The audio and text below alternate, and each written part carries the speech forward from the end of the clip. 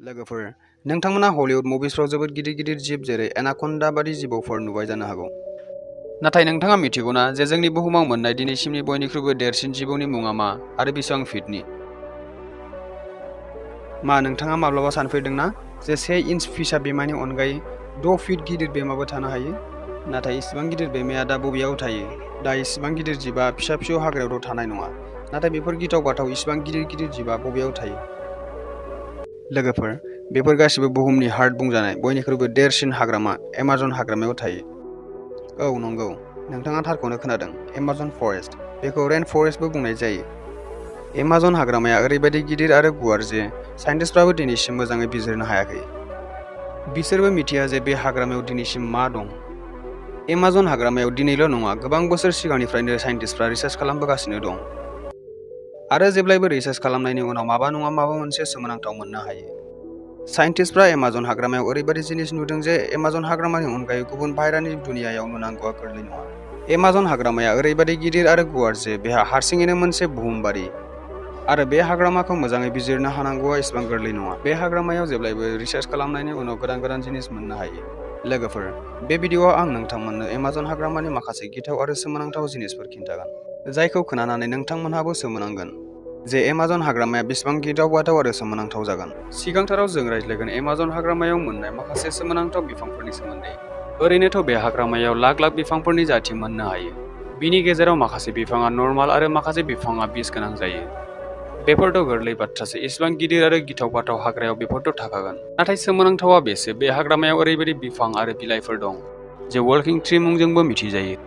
जुदि नोंथाङा फिल्मफोर नायोब्ला नुखांबायबो जानो हागौ जे बिफाङा हारसिङैनो थाबायनाय। नाथाय मा बिफाङा फिल्मफ्रावल' थाबायो? अब्ला बिदि नङा, बिफाङा मोगथाङावबो थाबायो आरो बेखौ आं बुङाखै। एमाजन हाग्रामायाव गोबाव समनिफ्रायनो रिसार्च खालामबोनाय साइन्टिस्टफ्रासो बुंदों। एमाजन हाग्रामायाव रिसार्च खालामग्रा साइन्टिस्टनि बादिब्ला बे हाग्रायाव माखासे ओरैबायदि बिफांबो दं जे बिफाङा थाबायो। नाथाय बियो माखासे फिल्मनि बादि थाबाया, बिनि थाबायनायनि स्पिडा जोबोद स्ल'। बे बिफांनि सायाव साइन्टिस्टफ्रा गोबाव समनिफ्रायनो रिसार्च खालामबोगासिनो दं। बिनि गेजेरावनो गुबुन साइन्टिस्टफोरनि बुंनाय बादिब्ला बे बिफाङा बै लामाजोंसो थाबायो जेराव साना हाबलाङो, मानोना बे बिफांनि थाबायनाया साननि दुंनायजों बोलांजायो आरो उननि बाहागोआ गाज्रि जालांबाय थायो। मास मोनसे गाहाम लायो, बेखायनो बेखौ वर्किं ट्री बुंनाय जायो। बे बिफाङा जोबोद बिस गोनां जायो आरो बे बिफांखौ खालि एमाजननि हाग्रामायावल' मोननाय जायो। दा जों एमाजन हाग्रामानि माखासे बिफांफोरनि सोमोन्दै रायज्लायबावगोन जे नोंथाङा बेखौ खोनानानै थारैनो सोमोनांगोन।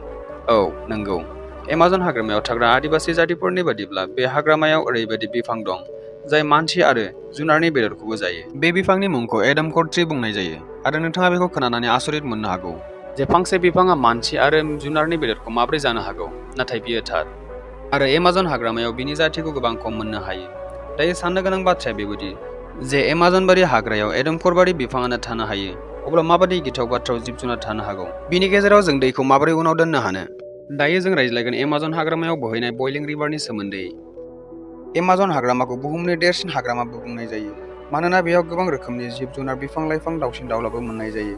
नंगौ, जों रायज्लायदों एमाजन हाग्रामायाव थानाय बइलिं रिभारनि सोमोन्दै। बे रिभारा गोदौबाय थानाय मोनसे दैसा आरो बे दैसाया जेब्लायबो 70 to 100 डिग्री सेल्सियास गुदुङै थायो। बे दैसाया एमाजन हाग्रा बादि जोबोद गिथाव बाथाव आरो बे दैसाया एमाजन हाग्रामानि गेजेरजों बोहैलाङो। बे दैसानि दैया मानो गोदौवो बेखौ दिनैसिमबो मोजाङै हमदांनो हायाखै।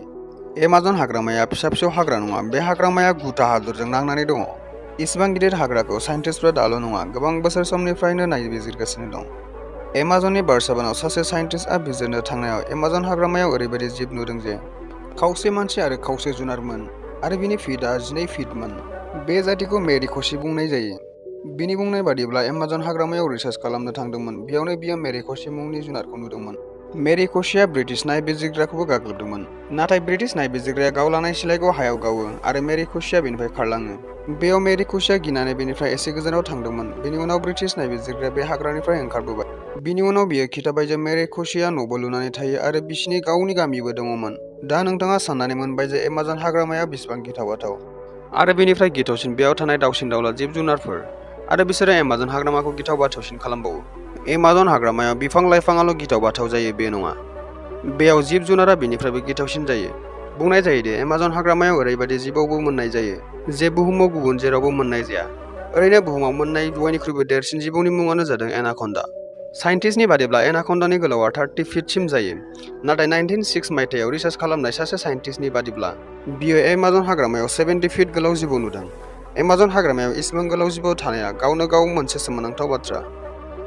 दिनैनिफ्राय 1000 बोसोर सिगां मोनसे जिबौनि जाथिनि गोलावखौ 42 फिट गोलाव सुजादोंमोन, जायखौ दिनैसिमनि गोलावसिन जिबौ बुंनाय जायोमोन।